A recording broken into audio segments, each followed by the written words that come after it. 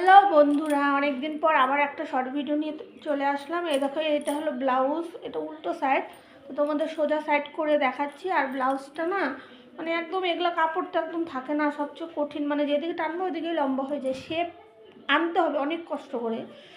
তো যাই হোক, আমি হাতার মধ্যে দেখো, এই দেখো লেস লাগিয়েছি, যে চিকন একটা লেস, কারণ ব্লাউজে না মোটা লেস লাগালে একদমই ভালো লাগে না। তো এই জন্য চিকন লেস লাগিয়েছি। আর হাতাটা যেহেতু একটু গ্লাস হাতা, তো একটু নিউ মডেল হয়েছে। আমার কাছে তো খুব ভালো লাগছে, আশা করি কাস্টমারেরও ভালো লাগবে। এই দেখো। তো যাই হোক, এটা হলো ফ্রন্ট সাইড, এখনও বডি ফিটিংস করা হয়নি। আর এটা হলো ব্যাক সাইড। ব্যাক সাইড পরার পরে শেপ চলে আসবে। যাই হোক, এখনও ফিটিং যেহেতু হয়নি, তার জন্য একটু ওইভাবে আমি ধরতে পারছি না। তো দেখো, এই দেখো ব্যাক সাইড, এই যে এখানে লেস লাগিয়েছি আর হাতাটা এইভাবে রয়েছে। আর এটা ফ্রন্ট সাইড।